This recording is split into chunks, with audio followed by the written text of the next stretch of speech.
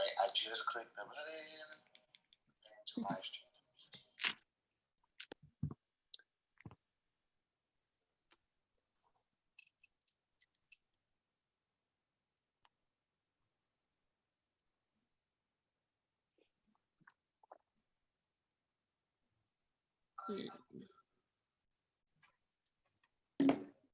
All right, we should be live now.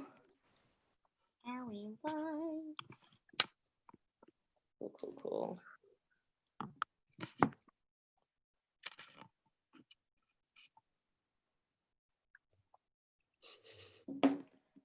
I gotta have a separate screen up so I can see everyone's comments and whatnot. Right, we should be live now. Oh, I need to turn the sound off. How do I do that? Oh, you heard it? Okay, good. Yeah, I was trying to like have the chat up myself, but like I don't want to hear it because then it's gonna be like, you put on mute, right? Cool. I can pause the video. It looks like I can pause the video, I think, and still see the comment. We'll see.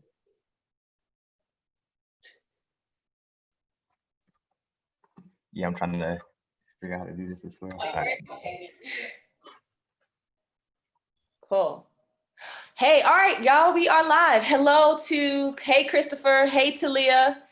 Hi, Derek, Simone, Jeremiah. How are y'all doing? What's going on, everybody?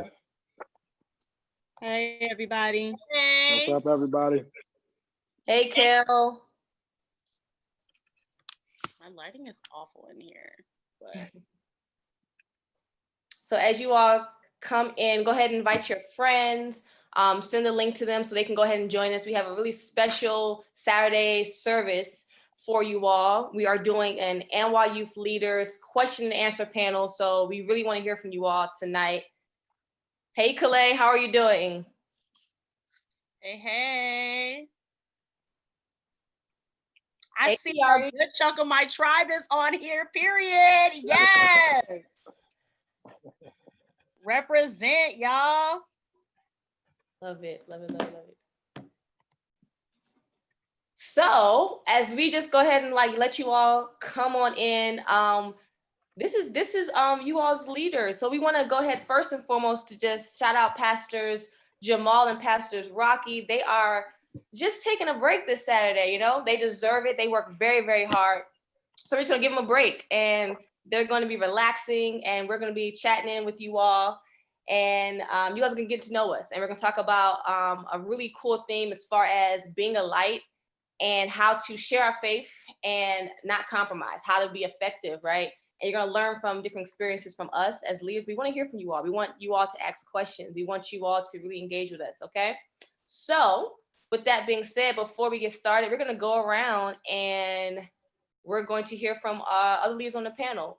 We want you to get to know them. So who wants to start first? I don't mind going first. Just knock it out. Cool. So this is Mr. J. So Mr. J, we want to know, I told your name. We want to know if you are a tribe leader, what's your tribe? Kind of go ahead and pitch that. How have you all been doing? Favorite food. We also want to know your favorite music artist and also one weakness you want to share with everybody. Cool. So like she said, I'm Mr. J. I'm I'm a co-host of the tribe Athletes Who Chase God. So if you're in there, go ahead and just shout Athletes Who Chase God up in the chat right now. My favorite, I think you said food. My favorite artist, my music artist is actually Todd Delaney. Todd Delaney is my favorite gospel artist, or my favorite artist, period. My favorite food is macaroni. I love macaroni, so if you ever make it, it got to be real cheesy. Got to be real cheesy. Let's see. I've been doing good over this quarantine and stuff, just kind of staying productive. And then my weakness, I would say my weakness is that I sometimes put too much on my plate. I end up doing it all, but I overexhaust myself sometime after I put a lot on my plate. So that's my weakness. Cool. Todd Delaney, you said macaroni, right? Yes. Oh, awesome. Do you know how to cook, Mr. J? I do. Oh, what's your favorite dish? I like making lasagna. Ooh, lasagna. Okay. Cool. Oh, you got some shout outs for athletes who chase God. Hey. Tavares, Yeah. Tavares is here. Yeah. What's going on, Tavares? And Spiritual Kai, was it 2 times? Is that Okay. Kai? Makai, yep. Kai, okay, cool. Mario, Mario. Lion on there. We see Hey. y'all. Hey. I try representing. So with that, we're gonna keep going. So now we're going to Mr. Quez, since he's also co-tribe leader. All right, easy. So yep, I'm also a co-tribe leader with athletes who chase God. Shout out to everybody representing us right now. My favorite food is tacos. I can eat tacos whenever. Steak, chicken, beef, it does not matter. My favorite artist, I'll give us 2. So my favorite worship leader would be Ty Tribbett. And my favorite like rap artist is J. Cole. What else? A challenge. I wouldn't even necessarily consider it a weakness. Similar to Jay, like I put a lot on my plate, just being able to manage, through different tasks. That's real. I feel like that's gonna be a common challenge, right? that we all have in common, right? We love to just do so much. What would you say your favorite food again was, Mr. Quez? Tacos, Taco Tuesday. Huh? Taco Tuesday. I'm always gonna ask it. So are you a chef? You a chef with making tacos, or you just? Yeah. I mean, that's one of my primary dishes I go to. I'm not a big cooker. However, I can cook a mean taco. Yep. Awesome. Okay. And while we're talking about favorite food, I want you all in the chat room to put your favorite food in the chat room. So Talika said her favorite food is burger. What do you all like to eat? Let us know, because we want to know what you all have been eating and like to eat, especially during this quarantine time, right? And if you all have even cooked something. So let us know in the chat what your favorite food might be. And then with that, we're gonna go to Miss London. You are next. Yes. Okay. I am co-leading a tribe also with Ms. Bree. So we're doing creative freedom. We've been spending a lot of time talking about rejection or overcoming rejection. And so that's, been fun. A lot of great conversation happening there. And just like digging into things that we have caused us to struggle. My favorite food is hands down French fries. I could eat French fries every day of my life. So many different ways to eat them. So many different things you can eat on them. Don't get me started. I get way too excited about French fries. My favorite artist, I have a really hard time. I love gospel music. I love all or Christian music, whatever you want to refer to it as. So I like lots of different artists, but I'll go with my forever favorite because she's been my favorite since before I could really talk. Yolanda Adams, classic. I just love her. Like I said, I feel like raised me in a lot of ways with my mother. So I love Yolanda Adams. And then my weakness is actually something that I've come to learn is both my greatest weakness and my greatest strength, depending on the context in which it displays itself and how me submitting it to God. But I am an avid chronic overthinker. It often results in me being called very what's the word I was gonna say? Often bosses and people in professional settings tell me that I'm very analytical, or not analytical is not the word I'm looking for, but that I'm always very reflective. I'm very reflective. I'm always thinking through everything. I'm always a step ahead in my thinking, but also, like I said, it's causes a lot of problems in other ways because I'm always thinking. My mind is always going 100 miles a minute, and I have to really keep it in check. Yes. Once again, something I can relate to myself. So yeah, Auntie Yolanda Adams, right? She is a legend. So that is dope. Thank you, Miss London. First of all, you guys are making me hungry in this chat room because all these foods sound delicious. I mean, we see pasta here. Simone said crab legs. Calais said chicken Alfredo. Darius said chicken. Kel said pizza. What did Derek say? Derek said he always makes pancakes. Listen, breakfast is good anytime, right? I don't really some stuffed burritos. That sounds good too. I don't eat breakfast like that. Yeah. Baked burrito, yeah. And again, shout out to the tribe you co-lead.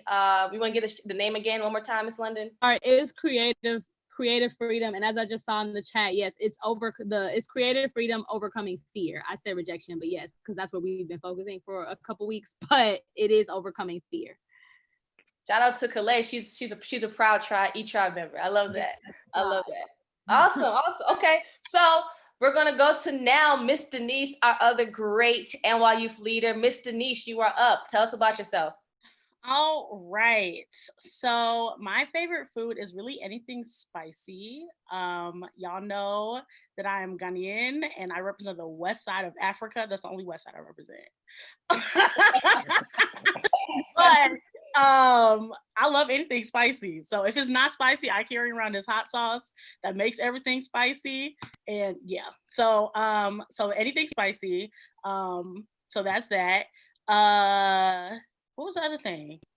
Am I E-Tribe leader? I am. I have an E-Tribe that is about the future. So we're talking about how we prepare for the future presently. So it's called Present Preparation, Future Focus. All my present preparation, future focus people, put it in the chat. Okay. So that's that. And then what else am I saying? Favorite music artist and one weakness you want to share. Okay, favorite music artist. I love like all types of music. I listen to a lot of gospel and a lot of Afrobeat, but I would say like favorite genre is definitely like Afrobeats. Like I love Afrobeats. It just like makes everything lit. So that's that. And then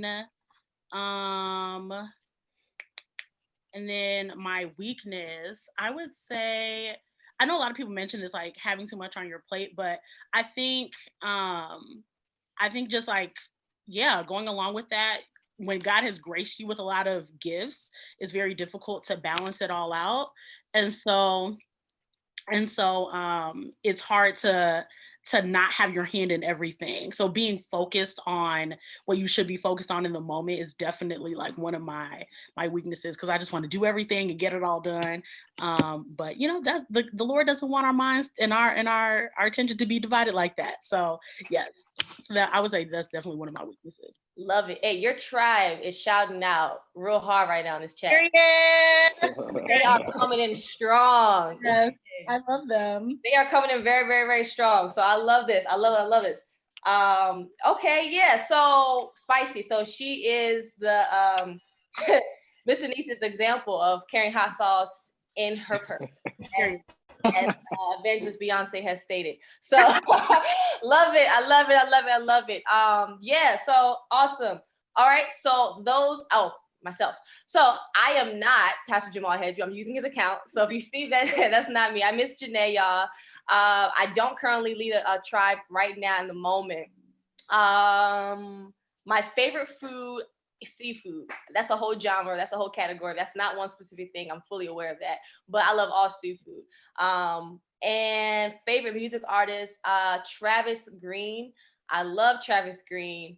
He's amazing. He's awesome. Love his music. Love just how even he performs and his messages and music. And then for rap artists, I have two, and that's going to be J. Cole and Wale. So love those two, and just love their poetic, I guess, sense to that.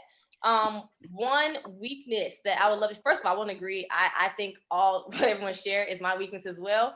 But just to kind of go different, one weakness I can share is that it goes with a sense of over planning, right? What I've learned about weaknesses is weird. It's like, or challenges. I like that better. Challenges, right? Is that not to plan too much to the point where God can't move. Or the sense of planning so much where it's really control, wanting to have control over everything, right? And so yes, planning is good, but when it's done in fear, it becomes control. And so that's one of the challenges that I'm working through right now in the season, is just learn to, have a framework, but then let God move through the rest, right?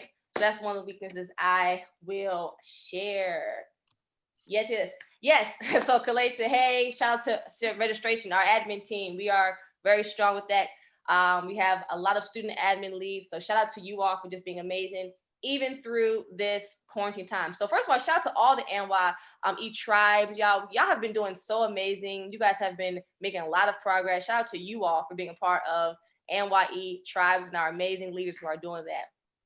Awesome. So before we get started, we're going to do one little game where we need you all to just really, really engage and lean in. So let's see if we can get to know these leaders, us even more. So we're gonna play a game called Two Truths and a Lie, right? So you all know them from your NYE tribes, you know them from serving and all that, but now let's see how, if you can discern, right? Use your discernment to see what is one lie they are sharing, okay? So we're gonna start with Miss London, okay?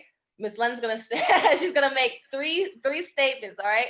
And I want you all in the chat, when she's making these statements, you point out or share what you think is the one lie, okay? So Miss Linda, you ready? Yes. All I'm right. like, oh gosh, mine are never exciting enough. So I feel like everybody's gonna follow up with stuff that's like, ooh, that's good. But anyway, okay, my three are: one, I've taught every grade, kindergarten through 5th grade. So I've taught every grade, K through 5.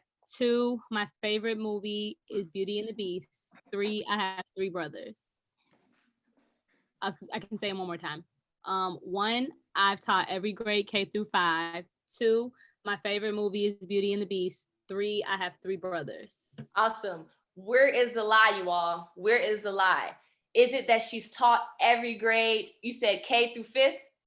Yep. Or is it that she has... Oh, I'm sorry. My favorite movie is Beauty and the Beast. Beauty and the Beast. And or that I have 3 brothers. And 3 brothers. Where's the lie, you all, for Miss London? Can you all detect the lie? Tap in. Let's see. You guys are very, very discerning. You're very discerning, right? Where is Derek? All of them are not lies. Yeah, Darius said, okay, so let's see so Darius said, he said, you ain't got no brothers. Darius said all of them. It looks like everybody doesn't think I have 3 brothers. They don't think that. Let's see. Someone says, no, there's 2 truths, Derek. Okay. Derek, she's not lying on all of them. There's 2 truths. Oh, Mr. I know, Alex, you a liar all the way around. Mr. Alex says 3 is a lie. Is a lie. So everybody, seems like everybody's consensus is that 3 is the lie. They're saying that you don't have any brothers. I know. You want to tell me the truth? I can tell them. Yes. So, I do have 3 brothers. I grew up with one of them, but I do have 2 other brothers. My favorite movie is Beauty and the Beast. I have not taught every grade K through 5. I have taught every grade 1st through 5, but I cannot, will not, shall not do kindergarten. That is not my calling or my ministry. And the Lord will have to speak to me audibly to make it happen. We've had this conversation. Kindergarten is just, it's not for me. But yeah, they're cute. I love them, but I just, There it is. That is funny. There's the one lie. Beauty and the Beast is her favorite movie. Something about Miss London. She has 3 brothers, but she has not taught K through 5th grade. And she says until she hears word from the Lord, she will not. Cool. All right. So now we're going to go with Mr. J. Mr. J, you're up. Give us 3 statements, and then you all let us know which one you think is a lie. All right, so my 3 statements are: when I was a kid, I lied about not being able to see so I could get glasses. So I thought glasses were cool. Another one is I love fish, any type of fish. And then I also, let's see, Barney is my cousin.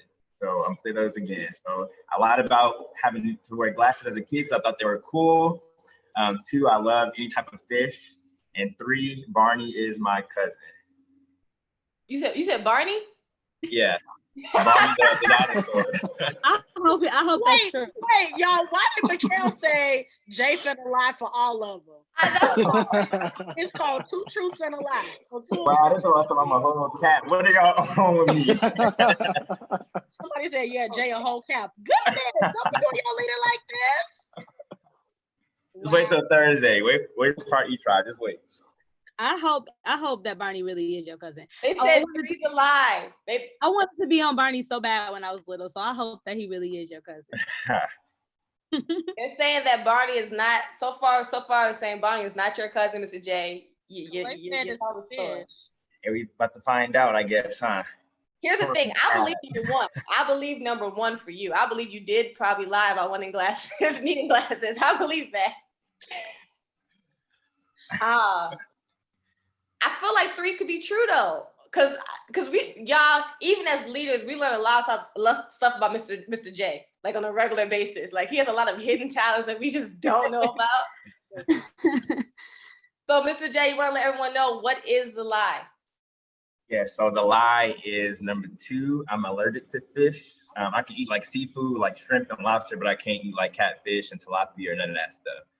So I did lie about glasses. I was in like 3rd or 4th grade. So I remember being in the office. I'm like trying to squint, knowing I could clearly see the numbers, but I was squinting and stuff just so I can get glasses. And then Barney is my cousin. So if you don't believe me, you can Google David Joyner. My last name is Joyner. You can see that that's my cousin. Wow. So. Wow. Y'all, fun fact. Barney is Mr. J. That's huge. Like how? Wow. Where were you when I was in kindergarten? Hey. Probably, I don't know what I was Trying to get on Barney so bad. That's really cool. That's really cool. Awesome. Learn something new. Okay. We have Miss Denise. Miss Denise, give your 3 statements, please. Okay. All right. Are y'all ready? Ready. All right. So the first one is I speak 3 languages. The second one is I am working on my PhD. And then the third one is I have 2 siblings. All right. Which one do you all think is a lie? 2 siblings? I'm sorry, let me go in order. Does Miss Denise speak 3 languages? Is she lying about speaking 3 languages? Is she lying about working on her PhD? And or is she lying about, what was the last one? I have 2 siblings. Having 2 siblings. What do you all think is the lie? All of them honestly sound so believable. All of them sound so believable. You don't know which one's the lie. I know. Okay, we have 1, and then someone does not believe that you speak 3 languages. I actually believe that. Y'all, Mr. Denise, y'all don't know. She's very. I feel like you probably speak 2 languages. I don't know about 3. She said 2. She doesn't believe that you're working your PhD. Okay. Paul says the first one too. I don't know about that one, but I don't know. I for real don't know. Okay. Oh, Calais says working on PhD. The second one. Tap in. Allow the Holy Spirit to reveal to you. Did Kiari say, Cap, I don't speak 3 languages? Okay. I think that one's gonna be true too. Derek said 2 siblings. Miss Denise is smart. Hey, Derek. She is smart. She is brilliant. All right, Miss Denise, you want to go ahead and tell them what was the lie? My tribe team was correct. I am not working on my PhD. A tribe, no. But I do have 2 siblings, and I can speak 3 languages. One of them not that great, but French, English, and then the African dialect from Ghana Tree. But yeah. Awesome. Mr. Alex, you got the Holy Ghost. How you get this wrong? I don't even know. Listen, I don't know about the PhD because a lot of pressure during the school year. Like, right. If you was doing your PhD too, man, you need to give me your I'm trick. unbelievable because she is smart. I'm like, I don't know, all of them could be true. Yeah. Thank you. But she is not the best of her PhD. Okay, so there it goes. There's that. All right, and now we have Mr. Quez. You are up. This is possibly hard. Okay, give your 3 statements, Mr. Quez. Okay. My favorite actor is Will Smith. I played snare drum in the drum line in high school. And I played professionally overseas in Poland for a year. Ooh. This is all right. That's a tough one. So out of those, what is a lie? What is a lie? What is a lie? The first one was, is Mr. Quez's favorite actor Will Smith?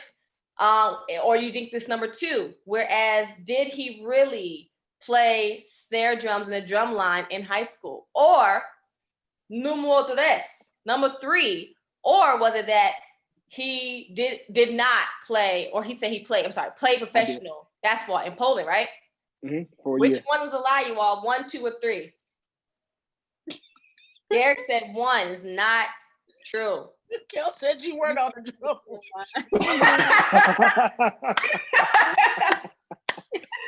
Hey, I aspire to be Nick Cannon, you know. Darius said Quez is not leave America. Quez, our E5 members just own us right now. Like They are. They are coming for y'all. Hey, on our neck.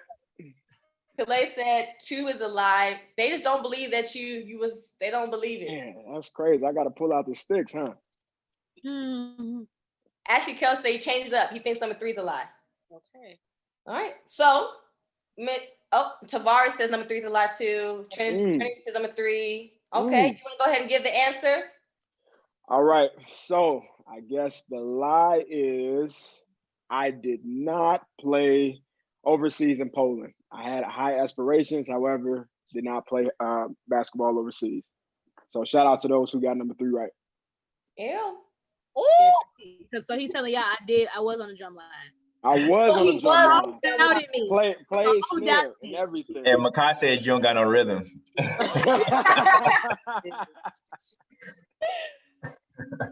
Next tribe meeting, I'm gonna pull out the sticks. He played the snares. He played the snares too. So y'all got a battle. Yeah, we having a face off. Well, I think he did a big whatever them thing. I can't remember which one he did. He did one of those. Oh, the bass. Yeah. It's that one. Can you do it with pencils and whatnot? If you don't got all the. Oh, right. Exactly. We can go old school. Right. Okay. Cool. So it's 6:26. So first of all, I'm not gonna let y'all talk about Mr. Quez can't hoop. Okay, we ain't gonna let y'all listen. Yeah. Period. All right. Anybody could get it. That means they're trying to play. They're trying to play. Hey, I want all smoke. Anybody can get it in the chat.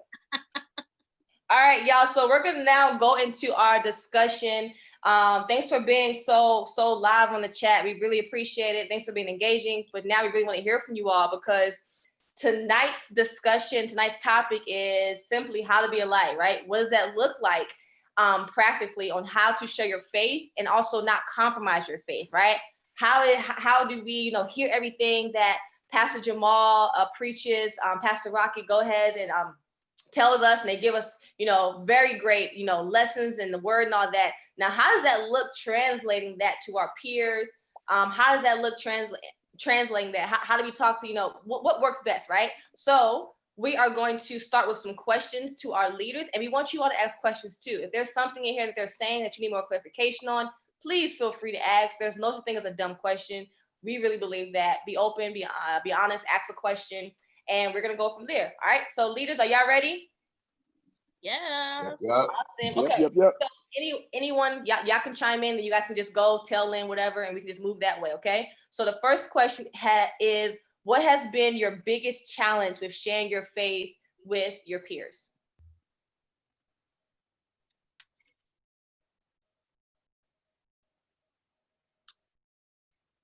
I'll go first. My biggest challenge, sharing my faith with peers, I guess speaking from a high school lens, since I was afraid, mainly because I just didn't want to be that guy, that Christian guy. I already grew up in the church. They already knew I was a church boy, so I just didn't want to be that church boy times 2. You know what I'm saying? So that's one reason that kind of kept me from like really doing that in high school. I can go. I was thinking the same thing, like thinking back to myself in high school. I think I actually had the opposite problem. I grew up in church, and like that was just like pretty much like, I don't know, I was raised in church, and like I had made a lot of decisions that I was going to live my life a certain way. And I think that often my intention was to share the gospel and share God with everyone, but my approach, even though my intentions were good and my heart was there, my approach was wrong a lot in high school. I think that I was always trying to make everyone see that like everything that they were doing was wrong, and like just I was trying to always get them to see that they like needed to, live a certain way, which I mean, yes, we do, but like God had to just really show me over the course of my life with like more experiences, like how to actually relate to people and how to actually win them through love rather than constantly badgering them and like actually pushing them away from him because they saw him as a lot of my friends and family members who I tried to reach, like began to see him as like, well, I either have to have him or I either have to have God or have fun, like, but I can't have both. And like, although I knew that that wasn't true, also my understanding just had to be developed too, to really fully understand what that meant for myself. And so that was like definitely a challenge, learning how to balance out the two. Like, how do you live and have a normal life and have fun and enjoy yourself and understand God's love for you while simultaneously like living a holy and righteous life and not being afraid of him. One scripture that really stands out to me is before I formed you, I knew you, I set you apart, right? And my journey from high school all the way to college, I was a runner. I would, do everything to fit in, no matter if I was at a party, drinking, if I'm, doing stuff I don't have any business. God will always show up in that encounter. I remember a time I was at a club and a girl walked up to me and was like, "Oh, you a church boy." Or, being in the locker room, with my teammates, and I had certain teammates like, "No, Quez is he a good, he's a good boy." That church label. It's like, even when in the midst of me trying to run and not trying to accept who I truly was, I was still, identified. And that was like the biggest challenge. Like, why am I, I'm trying to fit in. I think that's the biggest thing, when you're talking about youth and just talking about this time that we're in now. You want to be accepted. You want to be liked. You want people to understand, who you are. Definitely when you're prophetic and you're different, you're seeing things and feeling things, and people of the world may not, have the same encounter. So I think that was the biggest challenge for me, just being accepted and I guess not accepting my calling earlier, I would say that I had a similar experience like as Ms. London. I grew up in the church, and so it was very easy for me to just like be like, what you're doing is wrong. Like, why don't you believe in God? Like, what's wrong with you, kind of thing. And it just made sense to me, and I wanted it to make sense to other people, but my approach was just horrible. And I found myself just having like a lot of friends who were not saved because I wanted to get them saved. So I was like in missionary friendships, basically. So I was always like the voice of reason, and they would just like ask me questions and stuff like that. But it was exhausting, like, because I was just doing all this effort, and it was like, for what? It wasn't like God led me to be in relationship with these people. It wasn't like I was really seeking God about how to win them over for him. It was like, I did this kind of thing. You know what I'm saying? And so like, oh, this is what a good Christian does, make disciples. Like the motive wasn't right. And so I think because of that, I wasn't effective in high school. And it just made that whole experience so much more difficult because I was around a lot of people who just weren't saved. And my intention was to try to get them to be saved, but my approach was wrong. So. Yeah, these are all relatable. I would say for me, it was definitely not wanting that church girl stigma, and it didn't matter because I was gonna get it anyway, right?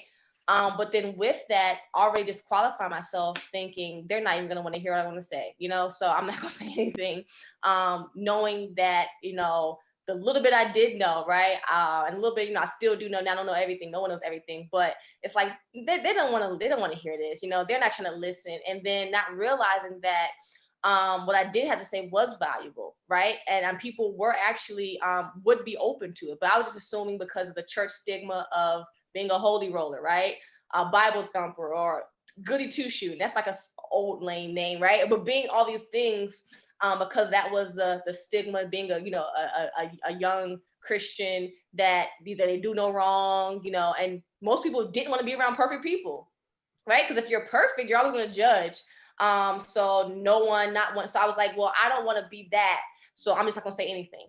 I'm going to fit in. I'm going to be chill with everybody, even though people knew I was the Christian girl. But I'm just going to show them that I'm just like them, and then I'm also going to keep my mouth shut because I don't want to turn no one off, and I want no one not to like me.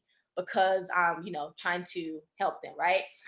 So real quick, we have some things here. So Calais shared one of her challenges is knowing that she doesn't fit in, but wanting to and have fun. I want you guys to reply on that one. Another one is someone says, people feeling like they can't talk to me and ask me things because I'm going to give them different viewpoints on things, whether it's in the world context or in a spiritual aspect. So it sounds like, people not wanting to come to you because of pushback, fear of pushback, and for disagreement. But I want you all leaders to chime in on something that Calais said as far as, what do you think about the stigma of being Christian and that not equating to fun? What do you all think about that? I mean, I can definitely say I can still, as an adult, very much relate to that. Just like that constant back and forth of like, okay, me too. Like people look at me as like, especially now, like the more settled I've gotten and the more I've committed, the more people look at it as like, oh, well, you can't do this. But I think also in my own understanding and growing in my own understanding, I've also realized that like a lot of the barriers and restrictions that I placed on myself that stopped me from quote unquote having fun were not like God, they weren't coming from God. They were just a matter of like, there were a lot about the image that I had either been heard from different preachers or like heard throughout growing up, that I couldn't do, or like that I didn't want to taint the way people saw me. And like really God has really just been working on me over the past several years of like understanding that whom the son says free is free indeed. And like he came to give us liberty. And so a lot of that, like trying to be perfect in the image of, or I can't do this and I can't do that. And although a lot of those limitations that stop us from having that fun we want to have, like are not necessarily things that God is not allowing us to do. Everything that he either asks us not to do, or any restrictions that we do feel are placed on us, are to protect us and to guide us. But like I said, I just think that a lot of times we put more pressure on ourselves and stop ourselves from really living freely, because that's what we've been taught, or that's how we think we're supposed to be. And I mean, yeah, there are some things that we do have to refrain from, but I think that a lot of times we put more pressure on ourselves in that sense. Yeah, and even to piggyback off of Miss London, I think just as a solution when we're talking about being a Christian and our faith journeys and walks of life, I think it's critical for us to have a mindset, not only am I not perfect, but I should repent every day. The Bible talks about how we fall short, from the glory of God. So like to London's point, Miss London's point, no one's perfect. So once you break that stigma or that concept in your head, you'll get that freedom, to be more inspirational. You'll get that freedom to actually walk what God's called you to do, versus being bound by these insecurities or being bound by these thoughts of thinking, oh, but they're gonna, not, accept me if I have a word to give to them, or if I feel the need to pray for them. It's like once you is free from that mindset, I think that's where, you can actually fully walk in your divine purpose. And I would just encourage you all, like just continuing on that, encourage you all to consider like, what is fun? Like, what do you define as fun? Because in high school, let me tell you, I went to a private high school with a whole bunch of rich kids, and fun for them was getting drunk or high and sleeping around with each other. Now, I don't see what's fun, even in my adult age, in being in an altered state of consciousness, not remembering what you did and who you did it with. Personally, that's just me. I know I'm TT Nisi, and that may sound a little old to y'all, but that just doesn't make sense to me. I don't find any fun in not being able to remember what I did and who I did it with, where I was and all of that. Like, that is not fun to me. And so I had to wrestle with that. And I'm just like, I say I'm a Christian. People know who I am. And I don't know, Calais, if this is, something that you necessarily deal with I won't say necessarily your friend group, but in your peer group, where people literally try to challenge you just because you announced yourself as a Christian. Like, that happens. People find out you're a Christian. Oh, okay, let's see if you really got that life, And that would happen to me. They're like, oh, is she gonna drink? Is she gonna smoke? Is she gonna do this? Is she gonna do that? And people will test you just because of what you have affirmed yourself to be, to see if that's really who you say you are. And so when it comes to defining fun, like think about what that means for you. What is fun? What does fun look like for you? What does fun look like for the people who you are trying to have fun with? So really think about that. Yeah, because I'm telling you, I've been there before. Like I've been drunk before. I'm gonna just say it. Like ain't nothing fun about being drunk.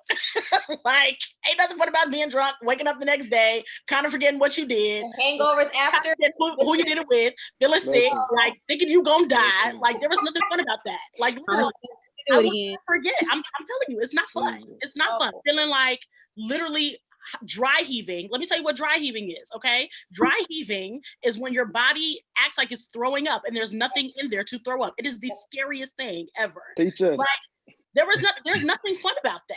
There was nothing fun about feeling like you don't know where you are and who you're with. There was nothing fun about that. And that's something you just have to resolve with. Like that may be the thing that, you know, the world is doing, because right now weed is legalized, right? Vaping is a thing. You know, people may say that you're a lame because that's not what you want to do, but you also have to think about like, do I want this to be representative of me? You know, am I going to allow what people define as fun? Am I going to allow that to define me? So think about what fun is for you, and if you would feel proud about doing whatever is deemed as fun, because fun doesn't have to be going out to the club and all that stuff. Like it doesn't have to be that. It could literally be hanging out with your friends, going mini golfing. Like it could be, y'all can have clean fun. Like clean fun is a thing. I like that. So if we can wrap that, if we can kind of summarize that, it is defining what fun is, being solidified in what you think fun is, not allowing your definition of fun versus what what the culture definition of fun is.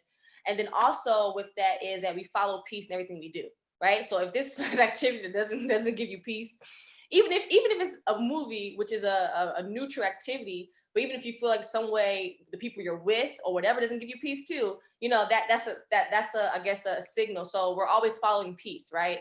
So if it's an activity that does not have peace, or you're feeling anxious, worried, or you feel like I don't feel safe, whatever, consider, you know, should you be here? But I think we all can agree, and I want Mr. J to speak on it, that, I mean, God does not want us to live a life that is not bound in enjoyment and joy, right? That's not who he is. He wants us to have fun, right? That he wants us to be safe also. And so, because we have a future, and he cares about us and he loves us. So, Mr. J, I want to hear your comments on this before we go ahead and move on. Yeah, so I kind of felt the same, especially going into my freshman year of college, that I thought I had to fit in to have fun. So my first semester, freshman year, I think the first weekend I went to like 3 different parties, drank beer for the first time. I just was doing a whole bunch of stuff that was out of my character just because I wanted to fit in. But God really had to show me at the end of that semester, like, Jalen, this is not who you are. Like, you don't have to do this to fit in. And I kind of like think about it as like a puzzle piece. Like if I'm my own individual piece and I can't fit into the puzzle, if I'm the same shape as all the other different pieces, I have to be my own individual piece in order to fit in. I mean, he kind of showed me that. So after that, I really just continued to just be myself, and I was fine with that. And I joined a fraternity, and I didn't allow that to change who I was. So I would be in the parties at the frat house with a cup of like Hawaiian punch. Everybody else drinking alcohol, but I had my cup of Hawaiian punch. I wasn't letting girls, you know, dance on me in the parties. I would just make sure I was like, you know, just kind of stay in my own lane, still being there, still having fun, still engaging. But there were just certain things I didn't do, but still kind of being in that atmosphere. So I just kind of learned how to navigate through certain environments to have fun, but not engage in the same activities. I love that, Mr. J. I want to pull some points you just said. You talked about how you were you were a part of the environment, but you wasn't of it, right? So you just pretty much talked about practically like what that looks like. Yeah, I attended the parties, however, because you love friends, you love company, but you didn't indulge in everything that they did, right? And you knew how to maneuver through the crowd. You know, people are dancing or whatever. Kel said, "Cap."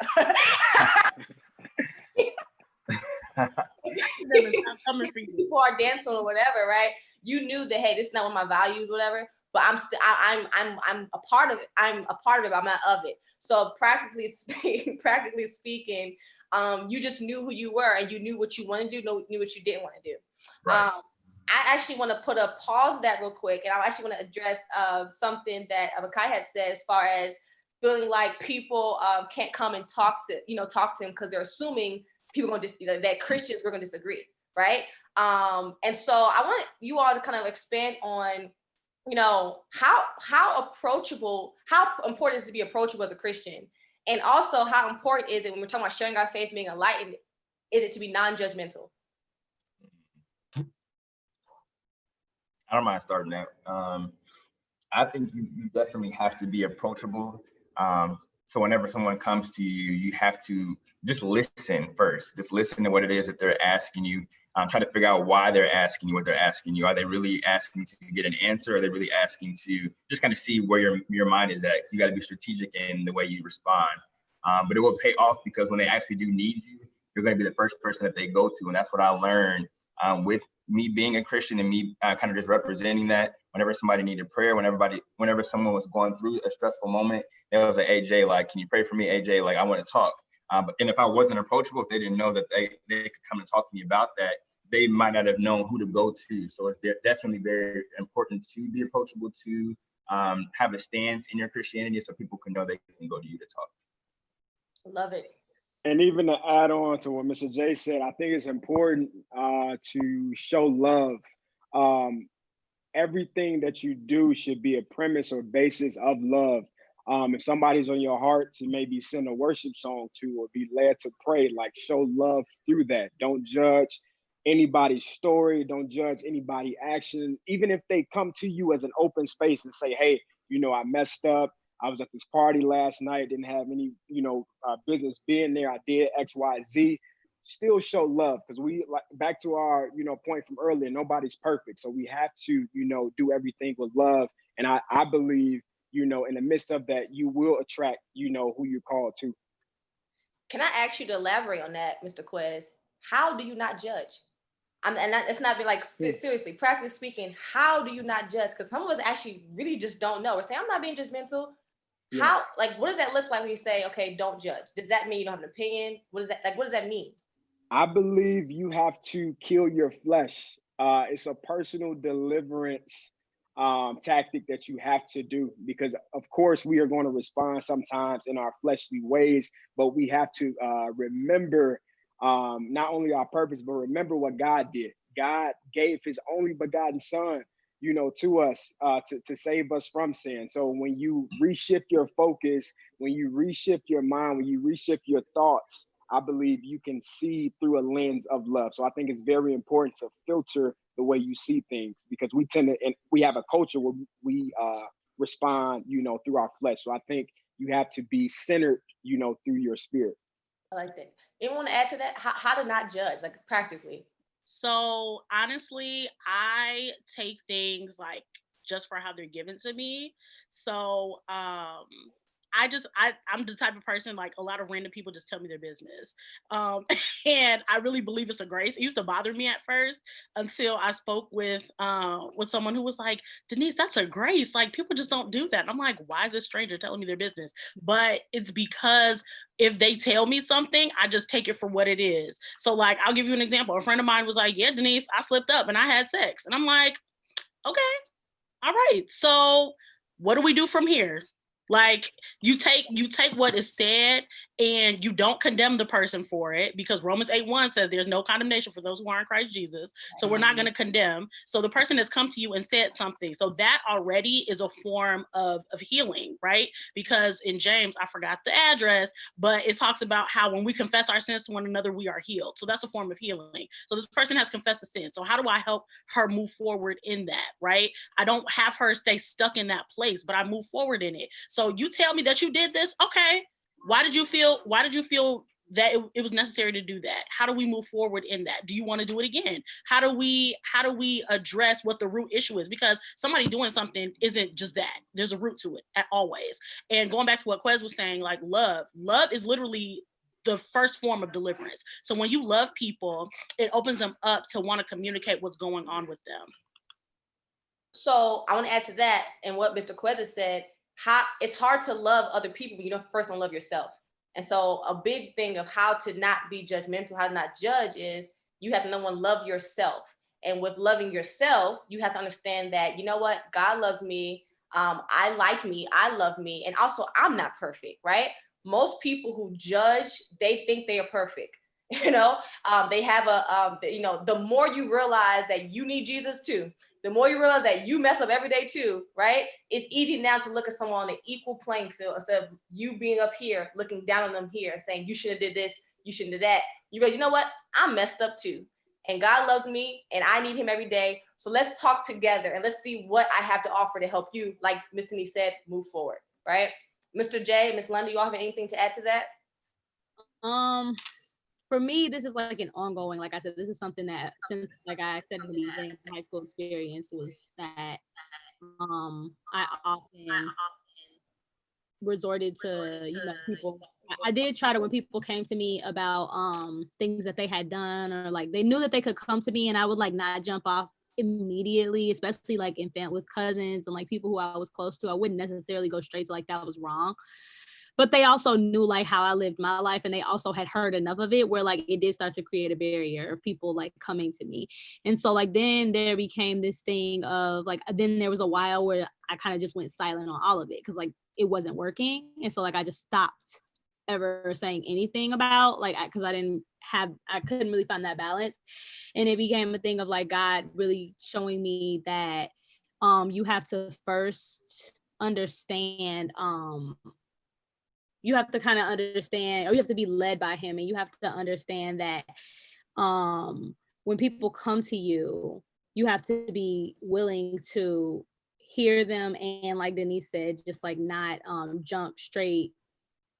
I have to be willing to not give my opinion immediately. And I think of I was thinking like, I know that there was a long time when I was kind of battling with like, well, if I don't say anything, then they're going to think I agree with it. They're going to think I'm okay with it. And I became kind of afraid, but I also became afraid like, but if I say something, then I'm gonna like also push them completely away. And so like now I've kind of come to this place where I look at it like as a short term versus long term. Like they're coming to me now. And in this moment, if I were to tell them this is wrong, is that gonna potentially close the door for future conversations and future things that I could get them to see a bigger picture?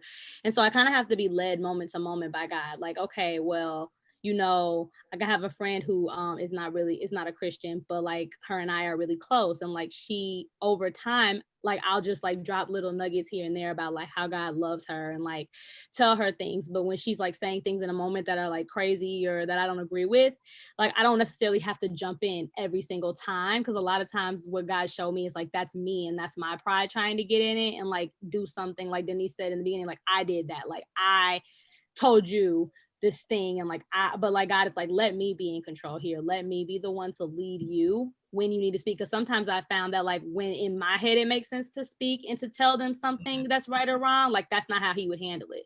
And like and I've been like just really learning to look at His example in the Bible, like how He dealt with different people, how He dealt with this sinner versus that sinner, because He didn't always say something to them right off the bat. Like He met people's needs. He, like Quest and Denise both said, like loved them first.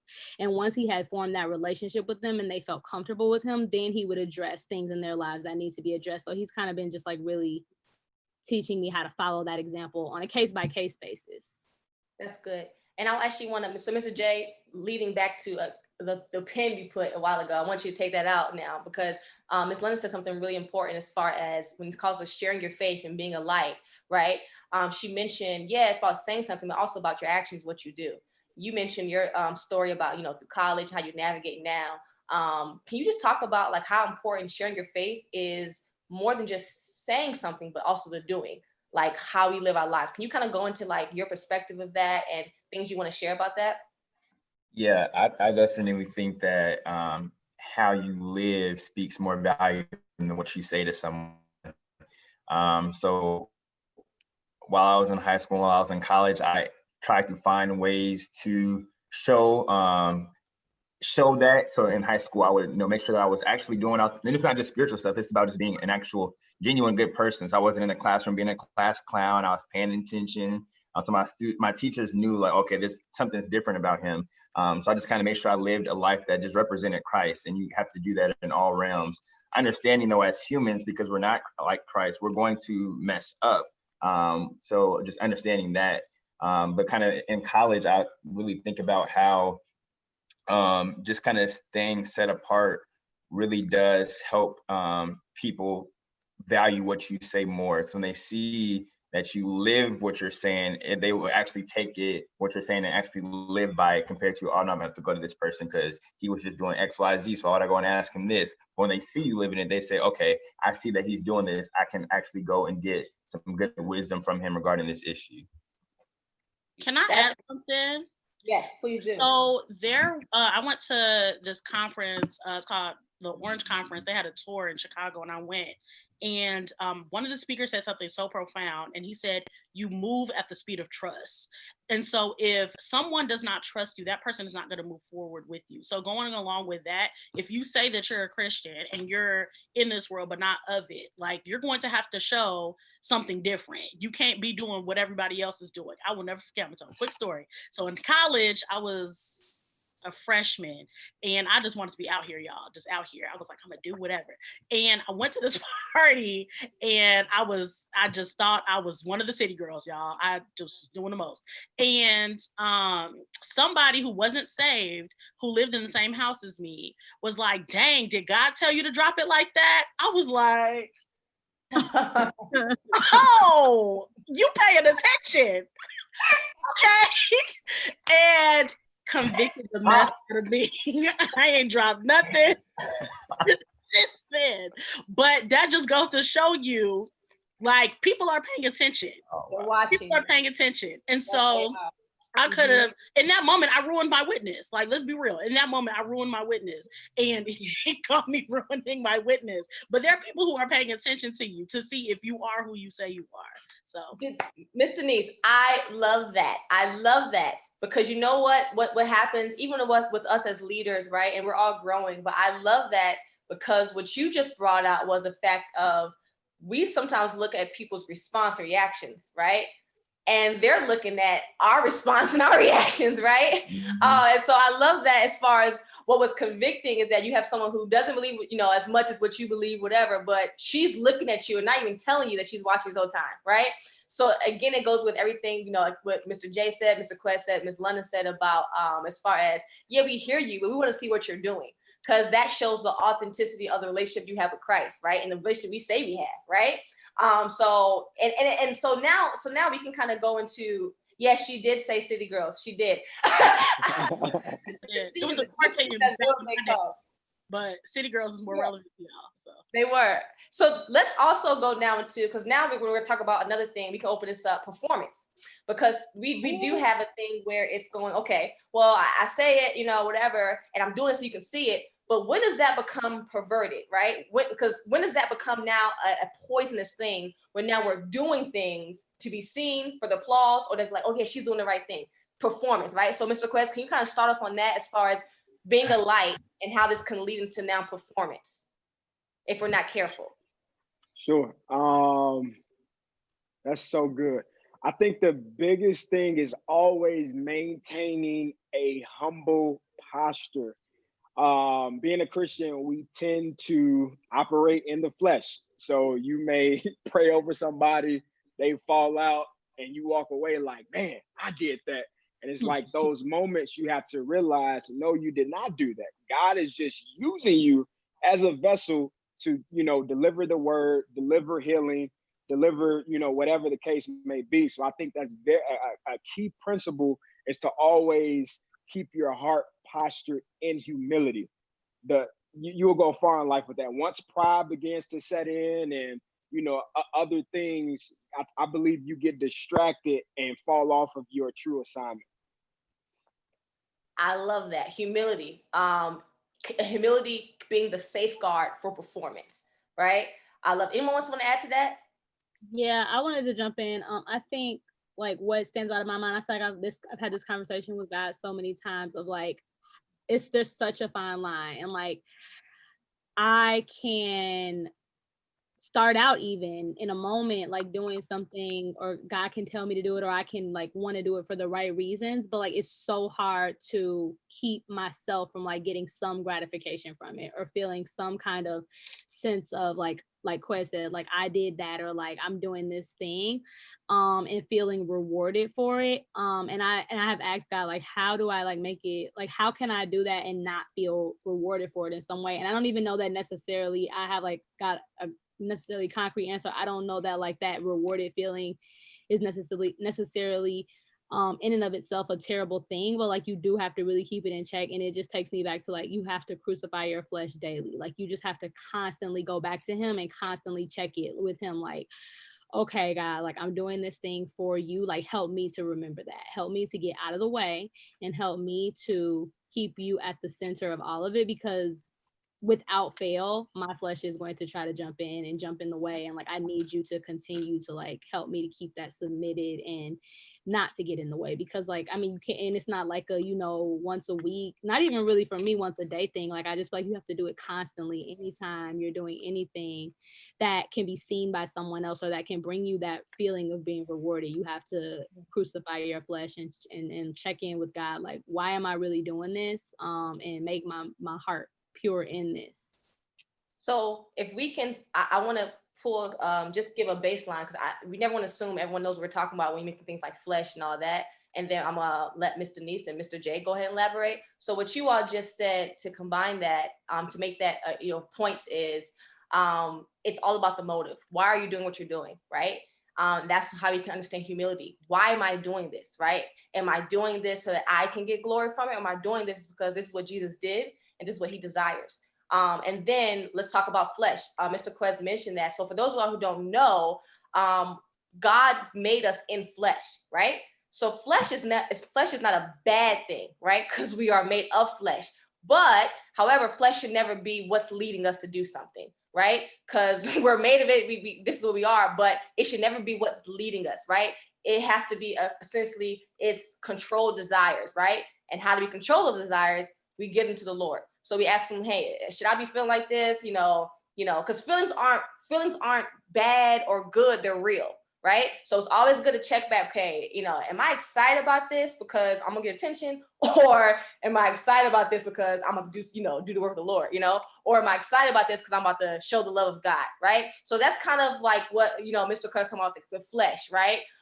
Making sure you understand that it is something that is natural, but it should never be the driving force, which is what Miss London said with motivation, like, what's in your heart in that matter, okay? All right, so now I want Ms. Denise, Mr. J, y'all have anything to add to that as far as like, how do you, we talked about being a light, it's not just speaking, it's doing, but how do you safeguard ourselves from moving into performance? I think going back to like what you were saying, what is your why? I think when you get to a point when you feel like you're just doing and you're not being led by God to do, right? Like God has called us to make disciples. However, it is not your job to make everybody a disciple, right? It is not your job to go out in these streets and try to save every single person you encounter. There is a people for you. And I think when we get into like competition and comparison and things like that, we definitely lose sight of what the why is.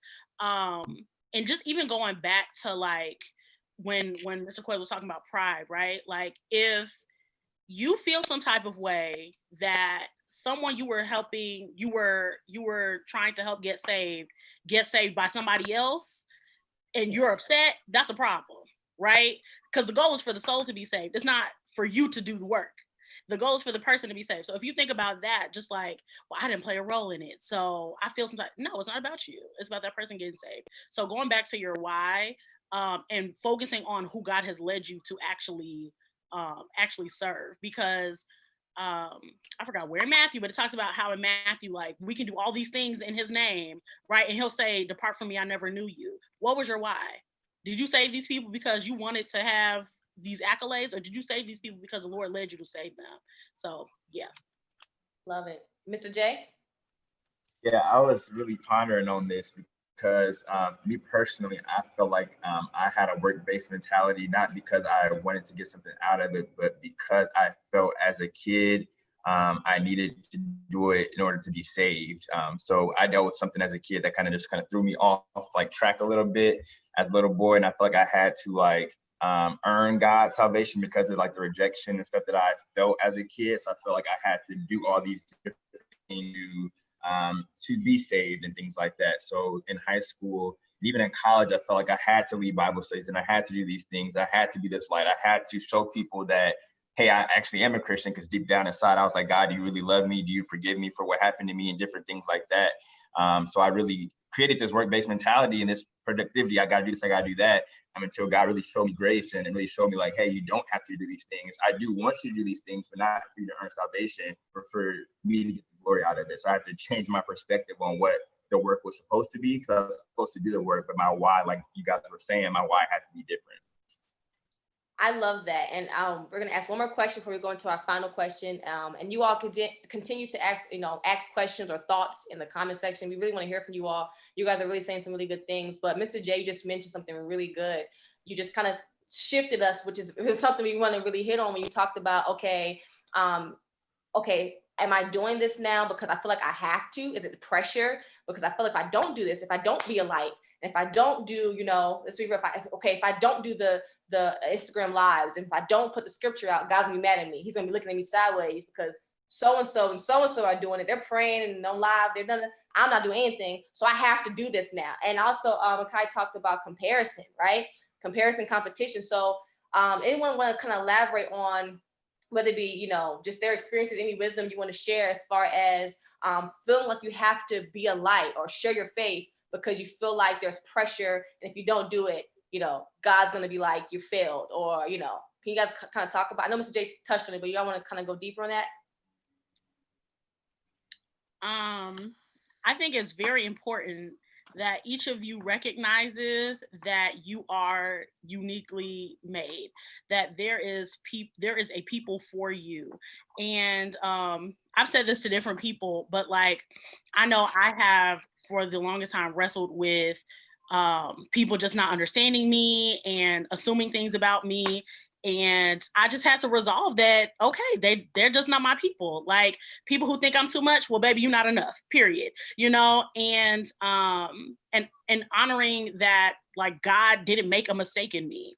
And that's something that you have to come to terms with. And it may take you some time because it's easy to look at other people and assume things, but like, I know we say it in church all the time, you were born for the time that you were needed the most. If you were not needed for this time, you would not be born right now.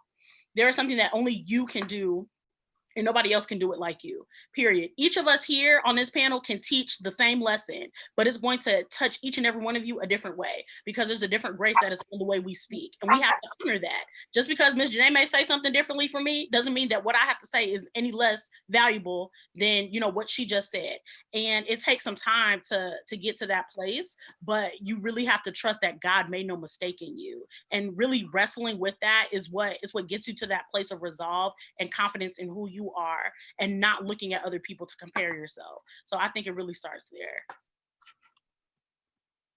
Yeah, All right. This is one that I was going to jump in on that. Sorry. This is Go one ahead. that I have definitely struggled a lot with this past couple years. First of all, let me say, I know I keep saying God has been working on me on this, but this past 2 years, I feel like God has been working on me on so much. It's been a lot. But one of the things like that Denise, Miss Denise and Mr. J said, like, about this idea of the gifts that God has given you.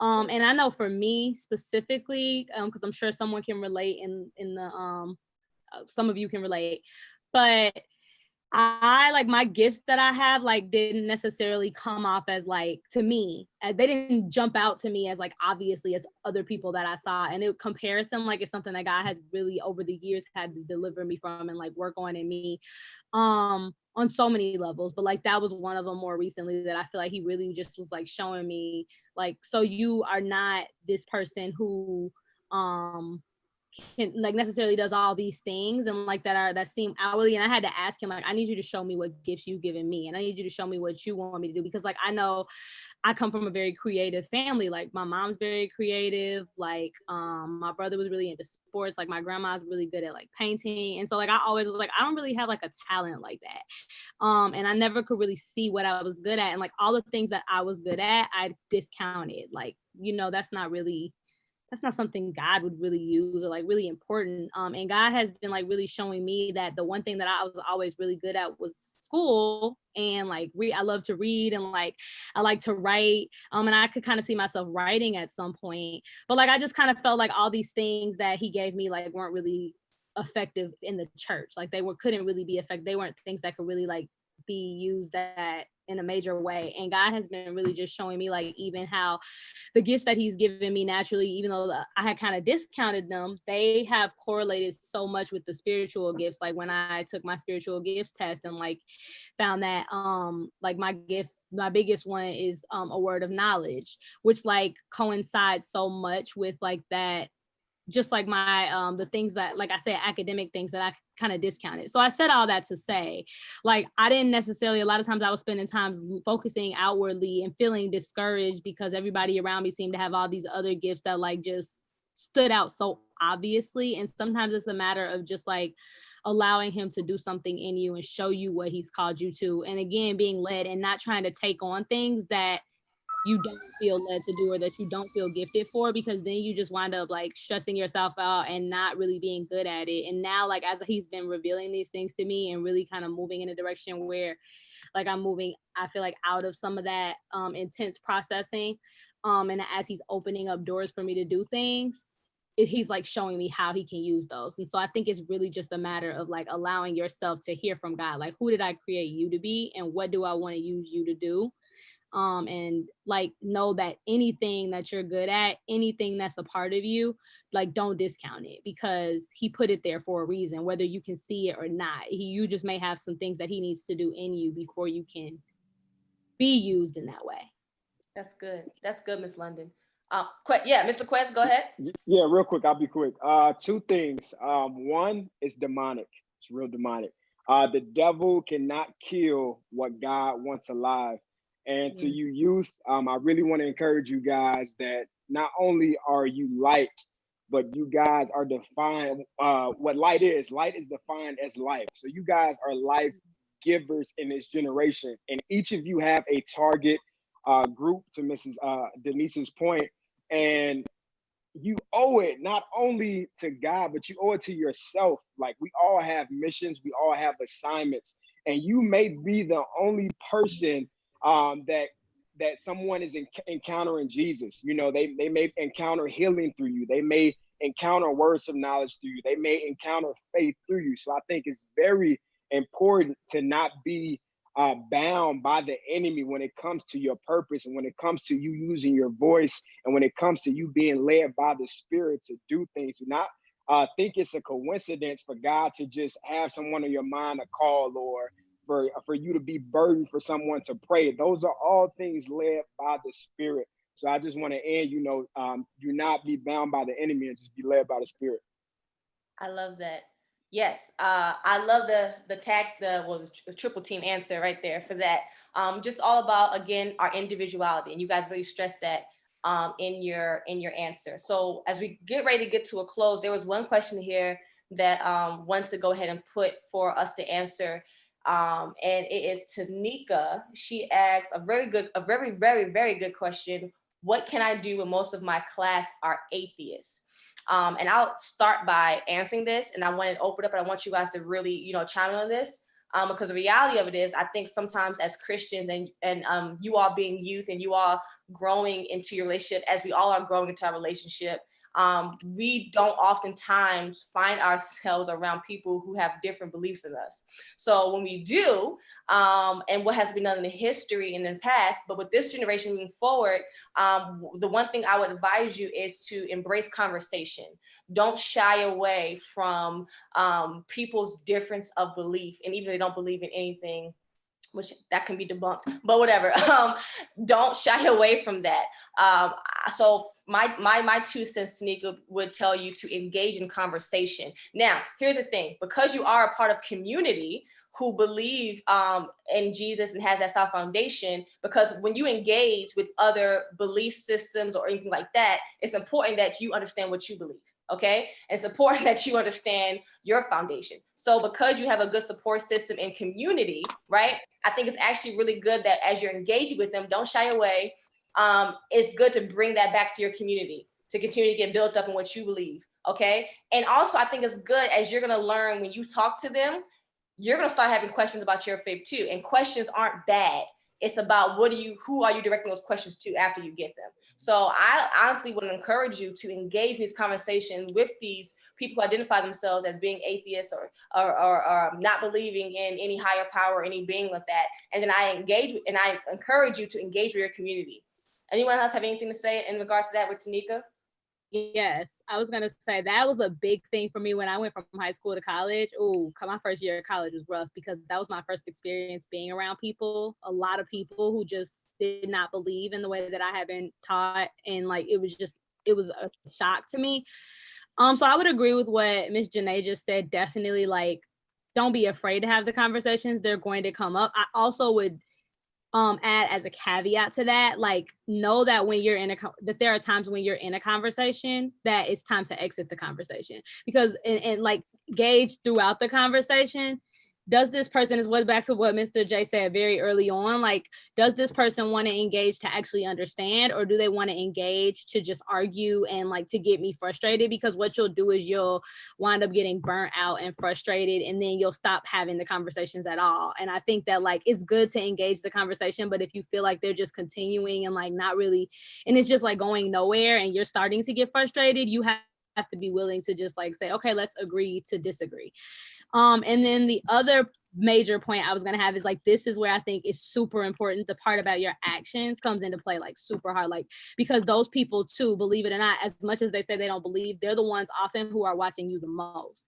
Like how you're living your everyday life, how you're doing, like for me, it's my job, but how you're doing schoolwork. Like I know that Mr. J was talking about how when he was in school having to like making sure he wasn't the one clowning around being goofy and like not doing his what he was supposed to be doing, and like that translates for me to work. Like I know God talked to me about a lot about, and I've heard a lot of pastors say like people should be able to tell you're a Christian, not because you're wearing a shirt or like going around broadcasting it through your words, but like they should be able to see through the way that you do your job that there's something different about you. And like, so those people are often watching the most, like, oh, this person's on time every day, even though we can all get away with being late. This person always finishes the job, even though they don't really have to. This person like is always willing to help someone else out. Like they really pay attention to those things, and it then opens up the door for them to be more willing to even engage in those conversations, because then it starts to be like, I noticed like you do this X, Y, and Z differently from everybody else. Like, why is that? And then you can, without even trying to like convince them or tell them anything, well, you know, like, let me tell you about what like God and my relationship with him. And they start to see, like, I know I've had a lot of conversation about like people see God as like punitive or like someone who's just ruling over us and has all these rules, but then that gives me the opportunity to tell them about the relationship aspect of him and like how he leads me and guides me and all of those things. So Yeah, so like Miss London was saying, so I actually had a coworker who just like openly told me she was a witch. And yeah, she openly told me she was a witch. I was like, okay. I mean, I sensed that like when I first met her, and I was just like, okay.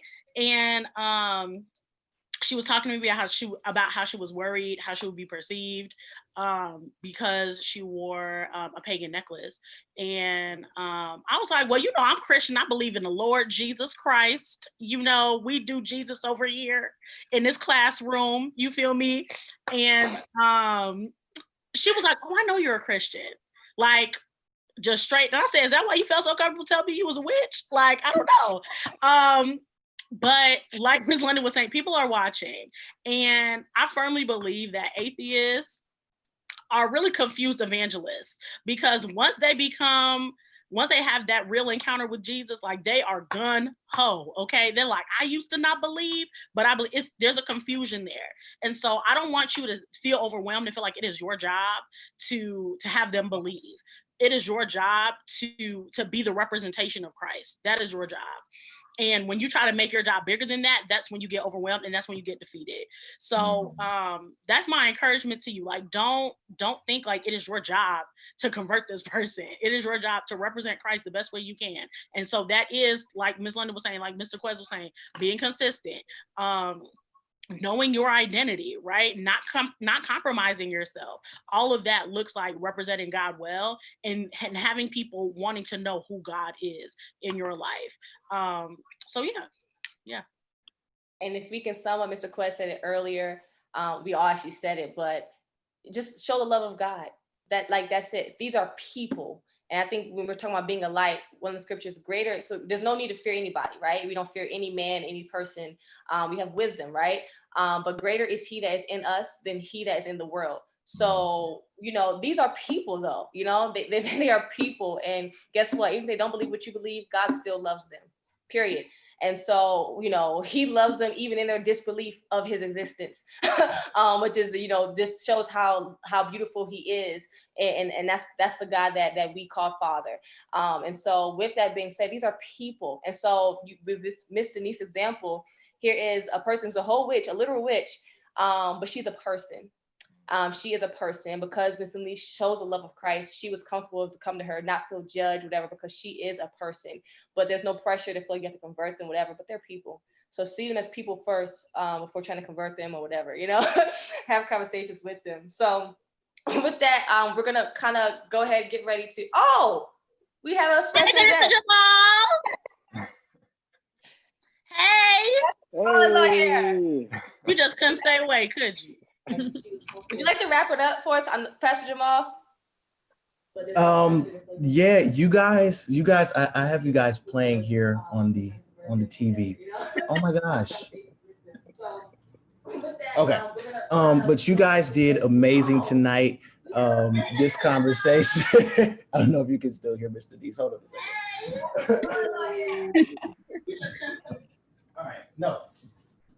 This conversation was really, really, really good. As you can see, I have a lot of things going on in my life, but this conversation was really, really good. And I sat here and listened to it all. And what I want everybody to do is I want you to make sure that you take this information and that you take this wisdom and you don't wait to use this wisdom. I think one thing that all of us can agree on is that I wish I had something like this when I was like in high school and trying to figure out how I do this Christian thing. A lot of y'all done heard this story before, but when I first got saved, I literally thought I had to change the way I dressed.